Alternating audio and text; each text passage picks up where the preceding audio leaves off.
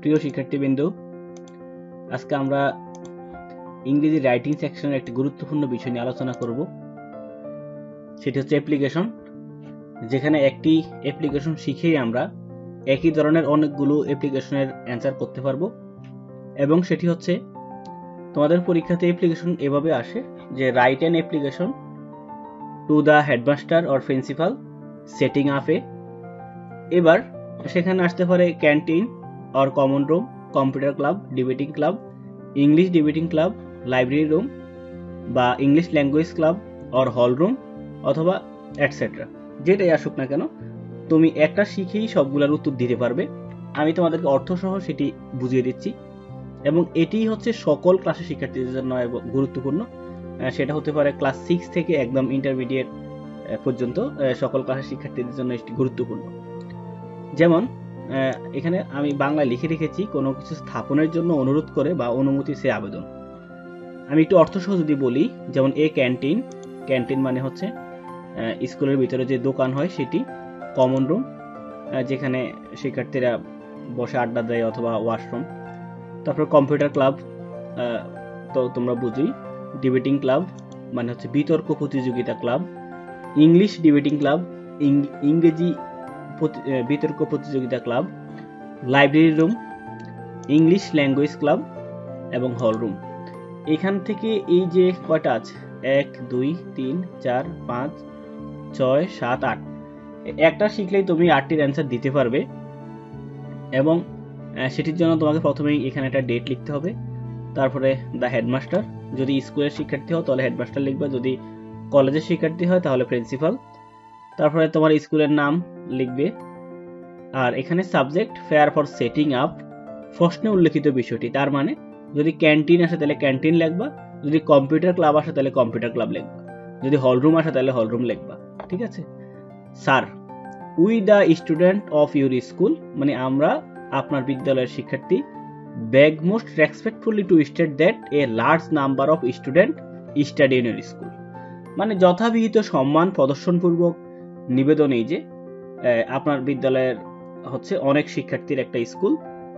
Hour school is renowned in this district ইন্টিসেট with a lot of facilities, মানে আমাদের বিদ্যালয়টি এই জেলার মধ্যে একটা সুনামধন্য একটি এবং সকল সুযোগ সুবিধা সম্পন্ন একটি বিদ্যালয়। বাট কিন্তু we are very unlucky that there is no, প্রশ্নে উল্লেখিত বিষয়টি, তার মানে এই 8টির মধ্যে যেটাই আসুক তুমি সেটা এখানে লিখবে। মানে but we are very unlucky, আমরা খুবই দুর্ভাগা এই জন্য যে আমাদের বিদ্যালয়ে একটি কি নেই, কম্পিউটার ক্লাব নেই, অর ডিবেটিং ক্লাব নেই, অর ইংলিশ ল্যাঙ্গুয়েজ ক্লাব নেই। যে কোনো একটি যেটা আসবে, একটাই আসবে পরীক্ষাতে, ওটা তোমরা এখানে লিখবে in our school. So we deprive of enjoying the facilities of a, আমি ধরে নিলাম কম্পিউটার ক্লাব, তো তোমরা এখানে লিখবে কম্পিউটার ক্লাব।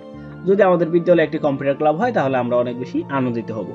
আচ্ছা, এবং সর্বশেষ লিখবে may we therefore pay and hope that you would be kind enough to grant us for setting up, ধরে নিলাম এখানে কম্পিউটার ক্লাব আসলো, তো প্রশ্নে উল্লেখিত বিষয়টি যেটাই আসুক তুমি সেটাই লিখবে, যে computer club in our school and অবলেস দেয়ার বাই।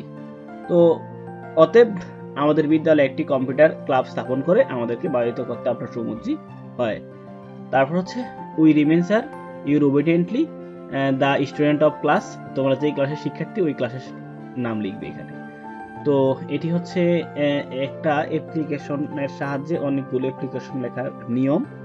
এটা হচ্ছে কোনো কিছু সেটিং করার ক্ষেত্রে বা বিদ্যালয়ে কোনো কিছু স্থাপন করার ক্ষেত্রে তোমরা এই অ্যাপ্লিকেশনটি দিয়ে তোমরা এই 8টি অ্যাপ্লিকেশন লিখতে পারবে।